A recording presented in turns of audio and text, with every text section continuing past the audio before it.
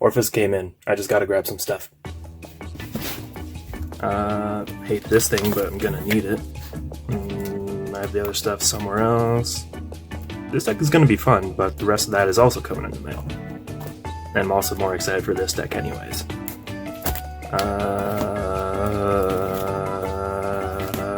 That's too far. There we go. These have been sitting here for a while. Happy to finally have some use for these. Gonna need these Pingu boys. Probably gonna need these. I think that's a safe bet. I should commission more Artifer again. That'd be nice, I think. So for the deck, it's pretty simple. Main ride line, Persona rides, Perfect Guards, and 9 Order.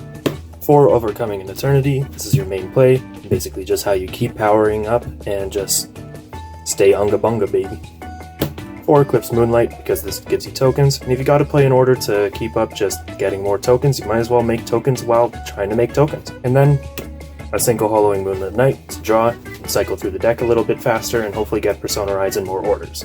This is mostly just here so that you have a 9th order and can find more orders, basically. You do really want to find more Persona rides and orders, so that for that reason you run 5 draw trigger, 1 over trigger so you can kill people instantly. 4 Perfect Guards, you can experiment with which kinds you use. I like using these just to have the option against Bruce and Virina, but I really didn't see these too often today. 3 Front Trigger for some extra shield and extra power just to add things on top. And then 3 Critical because you don't always want to see front triggers for your drive checks, and you just want to deal more damage as much as possible. For grade 2s, very nice to have for the 4 Pingu, really good card, and just really nice to have for finding more orders. 4 to die for more token making. And then for the last little bit, you can kind of just experiment with whatever other card you want, but for today I was using Yugioh, which just acts as a 15k shield that can boost and intercept from the back row despite being a grade 2, and in general was just there to give some extra shield because I wasn't too sure what I'd be fighting today or how much I would need it. Sadly, a lot of the time I was fighting against something that could retire my rear guards, so this really did not help today. And finally, the only actual grade 1s I would use is Thumbreino, who I absolutely do not have a problem about. In general, she's just nice for having higher numbers and clearing out your space to call more tokens, and also just draw into something that might be good to discard, such as another Pingu. This deck does not have Kagula, which is kind of really a bad thing. That card is amazing and would really be loved to see here. But once we do get Kagula, I'd say probably remove the 2 Kuljamid, 1 to die, and 1 Thumbreino, so you have space to just easily call tokens whenever, and even Soul Charge 2s to get more orders into the Soul, then immediately Soul Blast them so you can play them for free with Orfist later on. The new grade 3 in set 6 is amazing. You will need to run 4 of those. It is insanely good.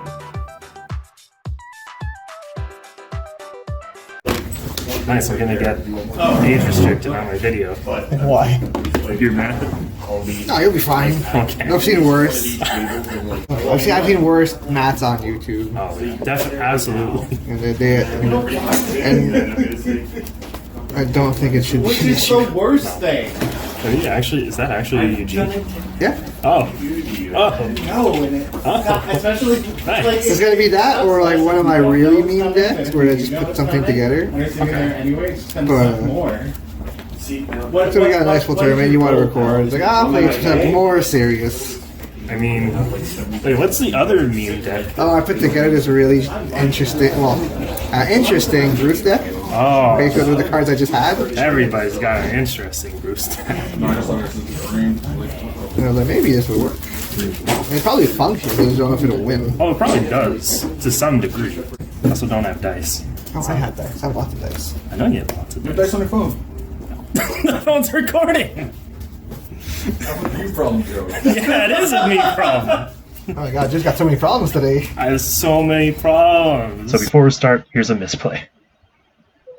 I'm going to discard you, but if I discard him for right deck, I can just put him with my soul instead of discard card for him.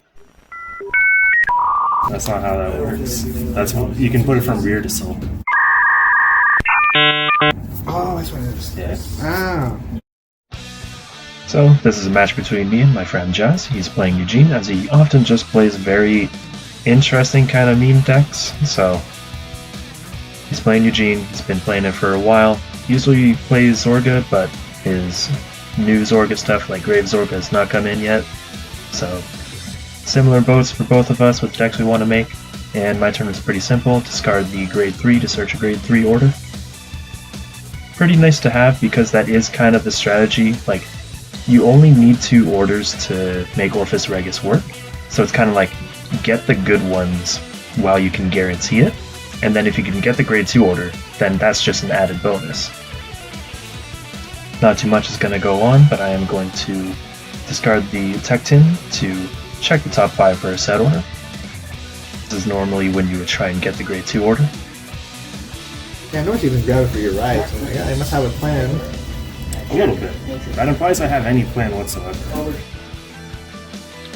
And now we are able to use Eclipse Moonlight and grab a token right away. This is really good because the grade 2 in our ride deck is able to give any one of my units 5k whenever I play a world order, so that's going to make the token 20k, and it's really good because even without that trigger, since Jazz got a trigger, he's at 20, but my token is at least at 20 now, so you can't just let the defensive trigger handle everything.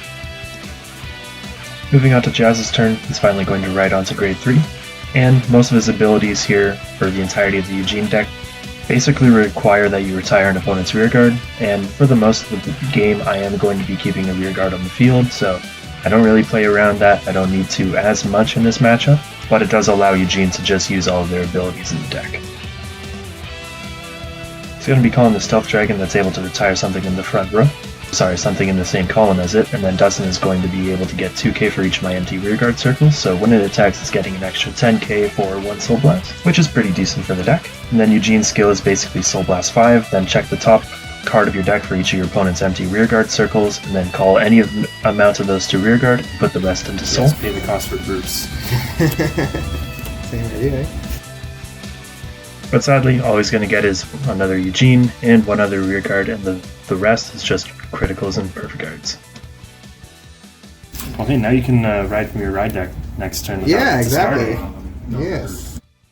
There was a couple different things to consider when I was making this video. There was a full 4 rounds, and most of the games were pretty decent, but I decided that I just kind of wanted to not make the video too long and just include the one full match where both decks were able to do exactly as they wanted to do. Nothing was too cheap, like no overtrigger for game, and also of course just make me look good in my own video. The other matches were against an Celestial deck where everything did work out pretty well and he was doing some good moves, but of course I just won with my overtrigger both games and I didn't really want to include that in the video over this match. There was a prison matchup where it was like full out kitted to be full meta and everything, and honestly, I did not play well against it at all, so I can't just show that in a video. Right now in the game though, I'm going to ride Orfist Regis and activate its skill to activate an order from drop for free, so I'll get an Overcoming an Eternity, which is normally a Soul Blast 2 cost.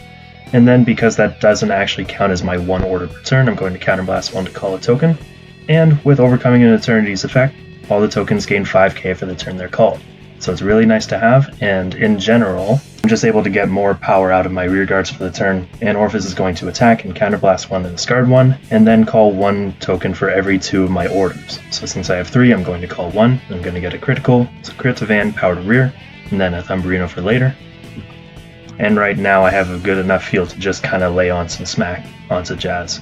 That's going to be a pretty decent number, because he didn't get any defensive triggers or have any good intercepts. He's going to take this one, and then Thumberino is going to give the column another 15k at the cost of being retired and letting me draw, so I'm able to put Jazz to 5. But again, as for the other matches, one was just ended way too soon by my overtrigger despite Celestial making some good moves, and the prison player made way too good of moves, and I just wasn't really using my head to play around it, so I don't really want to show that. Plus, it was just a pretty, standard but very good prison deck, so it's not exactly anything too unique. Plus, of course, Jazz is just a pretty comedic guy, so I was able to have some pretty funny moments for jokes. Pretty average play from Eugene here, resting 2 to retire something and then calling over it. Brachio is really good because if it gets rested, it stands during the stand phase. Sorry, start of the battle phase, that'd be ridiculous. But he's just going to be able to retire another something, and then, once the battle phase starts, Brachio is going to stand immediately on its own, as you can see right over here. And yeah, now Eugene is ready to do some attacks. The last match I had recorded was against a Flagbird player, which was really good, and everything worked out super well, and was even one of the things that I just really like about card games is that there can just be certain freak matchups that are really interesting because of one specific thing a deck does and one specific way that it beats another deck. so that was like Flagberg, was basically always able to get the like final skill where opponent has to guard with 3 at a time, and because I just had so many orders in my hand which cannot be called to Guardian Circle, I just had to take Flagberg's attack, and that'll just make me lose. Eugene's battle, not too big of a thing because there's only basically Dustin and Brachio using effects, and those are pretty easy enough, so I didn't need to commentate too much on it. Most of their skills are during the main phase. But onto my turn, I'm going to Persona Ride and activate an Overcoming Eternity from drop and from hand, so tokens are going to gain 15k for the turn they're called. And because I have 5 orders now, I'm going to be able to call another 2 tokens over my existing rear guards, or at least that was the plan, but I didn't really have anything to call tokens right away.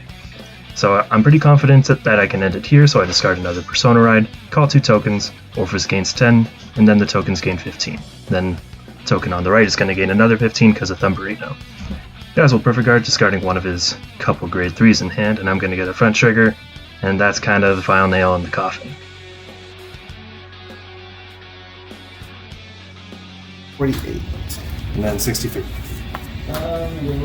No guard. There's heals in this deck. There are heals in this deck. That's good. Okay. It's like the 24th today, yeah? Yes. Which is the problem. So 5 days to Xenoblade 3 baby. Oh, baby. Oh, baby. So that's the next Friday? Oh, she's permanent Yes, 13. I think. When does it come out? Well, The 29th. I don't know what day that is. Oh, so when? Thursday. Okay. Nice. Or Wednesday, is it? I don't know. So it's the 29th? Well, it's Sunday, so 5 days. 5 days from now is Friday. I think. Yeah, that would make sense. Okay. Because 5 plus 4 is 9. Yeah, that's a running theory. Well, then we don't have to prove it. Hopefully. God, I hope it's. I don't know where I'm going with this.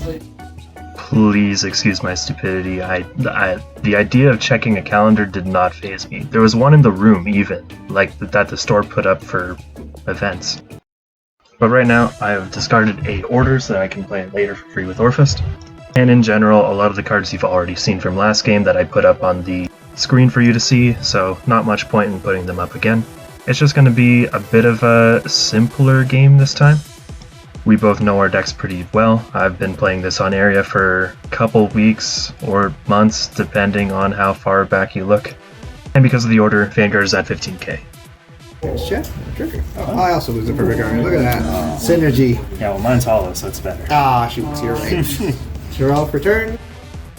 And grade 2 getting 5k to any one unit because an order was played is kind of nice because, again, that just accounts for triggers and also makes it so that it's a 15k attacker if that's your only unit, and basically makes it over trigger to pass regardless of what the opponent guards with. I'm going to lose another perfect guard though, so that's a good amount of our perfect guards just lost to damage already in the game. Technin is going to allow me to get another Eclipse Moonlight, and I have plenty of damage, though even though one of them is going to be played for free. And I'm going to be Soul Blasting too to play Overcoming an Eternity anyways, and then call another token, and even use Technin's skill again to check the top 5. Grabbing another Overcoming an Eternity for later, though I don't really have Soul, so it kinda depends on if I can Persona Ride again. Because of the front trigger, I'm going to be able to push for some good damage, or at least I had thought, until Jazz got the defensive trigger, guards because of it, and then Heal. Alright, the Vanguard, now I do heal. Well, Okay. alright. Go ahead. Alright, that's not the best use of heals, not gonna lie. Well, not good. are the heals ever really useful? No. Yes, often. I mean, back when I was playing original Orfist, it was like, oh, here's a heal. I can no longer have turn 3 plays. And there was that every time. that cost of Counterblast 1 is why I love Orfist Regis so much, and why I don't think I'm ever really going to be moving back to the old Orfist. I do have SPs of both, so I'm not opposed to playing old Orfist again. It was a bit expensive, but I'm really glad that I do have the SP Orfist now. Back to the game, that's kind of the reason we're here. Jazz is going to be building a field, and he's going to use the Stealth Dragon to retire one of the tokens, and then rest 2 to retire the other, giving Eugene 10k, and now if he has the soul, he can call a new field. Though he kind of won't. He'll just call Dustin in a Tri-Bash, basically being able to give the Dustin 10k, and also put the Tri-Bash into soul to give Vanguard a crit. I'm going to get a draw trigger though, and that's going to help out my hand a little bit.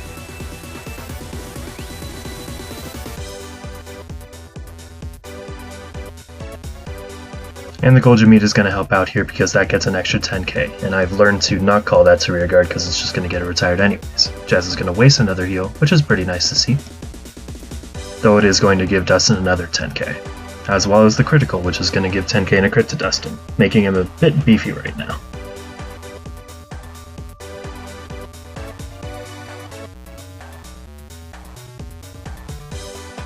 Dustin will attack, and basically at the cost of Soul Blast 1, get 2k 5 times, so another 10k, but a 20k shield is going to...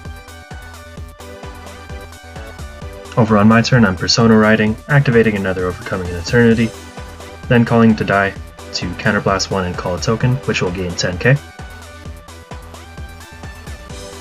Then call another Thumperino, which will boost it even further, and hopefully push for, if not game, just a lot of damage right now.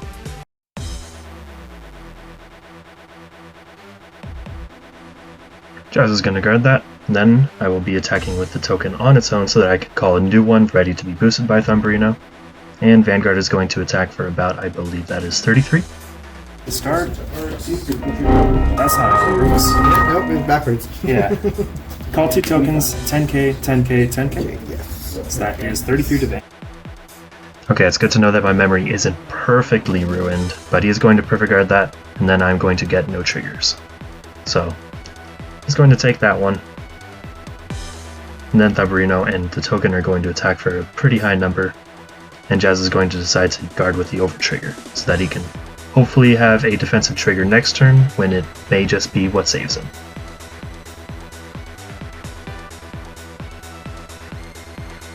Over on Jazz's turn, he's going to get his own Persona ride, drawing and giving the front row 10k for the turn. And then resting 2 to retire my last token. The Stealth Dragon isn't in the same column as anything, so it can't retire anything using its own ability. But with 2 Dustins, those are going to be both getting 10k by their own effects, and Dustin is even going to be putting something into Soul to draw 1. And then, because I have nothing else on the field, Jazz is going to be able to use Eugene's ability to its full extent, checking the top 5 and calling it hopefully a new, better back row.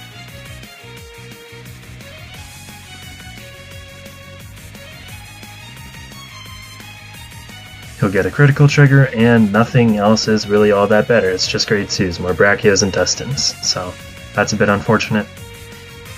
Then he's going to call a Stealth Dragon as a booster, as this may be his last turn and he's going to be pushing for as much power as he can. Eugene is going to attack, that got 10k by its own effect, and I will hit no guard on that. And Jazz is going to get no triggers and only grade 3s for his drive check, so this is looking more and more like his last turn. Though luckily I didn't get any defensive trigger, which is kinda nice for him. Dustin's going to gain 10k, and in planning out the rest of the attacks, I'm going to be letting this one hit. I'll get no trigger, but I'm going to be able to guard this attack even after the 10k is added thanks to me not having any rear guards. I guard with some triggers, and that ends Jazz's turn, back over to me, where I will be able to make some nice plays. I start with the Persona ride, drawing a card, and that'll allow me to play Eclipse Moonlight from drop for free, calling a token and starting things right off the bat. And that token will gain 10k thanks to the 2 Overcoming an Eternity. It's also going to put me up to 5 orders, and if I'm able to get a 6, then I'll be able to go ahead and call 3 tokens after Orfist attacks. The die is going to be an absolute lad and call another token, that'll get 10k, and then I'll call Thumperino, and this field is a bit more familiar to last one, and well, it's exactly what it needs to be. I'm just going to be calling some stuff, attacking, then calling more stuff. And even though I don't get the 6th order, it's plenty enough to beat Jazz, I think. This is because Orfist is going to attack, I'll counterblast 1 discard, call 2 new tokens, those will gain 10k, and so will Orfist. So, extremely similar board to last time when I was winning, and that is kind of to be expected. I won't get triggers, but that doesn't matter. Orfist is just going to call tokens and beat you with them. I had like 3s, no! Bastion. Yeah, basically. Okay. Eugene won? No, Eugene lost. Oh. We were excited for a second. I was so close. I got him to 4 damage both games. Why can't you guys be excited for me? Because you're a dick! Yeah, I know. Wait, what? No. Thanks, Jazz. You're gonna have that in the recording? Yeah, it's still recording. But the magic of editing, it can be put anywhere. Now it doesn't have to be at the beginning. Man, I'm gonna edit Jeremy's voices to say, "Damn, Joe, you're just such a good friend and a good fighter and an awesome person." And you say, oh, you're so handsome. Good luck as with well. that. Good luck with that. You want to be in the video? For what? Just like your face? Sure. Say hey. Hello. Hi, I'm Jazz. I lost with Eugene. Nice. Did no win surprise. This man is a gamer. True that. Thanks so much for watching, guys. I'm really glad I could make this video. I just really love Orfist, and I was so glad I was able to play it at locals for the day. Unfortunately, we did not get to have the match against Chaz where he was using Grave Zorga, but he has been pretty enthusiastic about Eugene, so hey. You might have even seen him in the previous video where he commented saying that we should make a video on Eugene, so I don't really know what to say. Please like and subscribe, thank you for watching, and I will be trying to make more videos soon.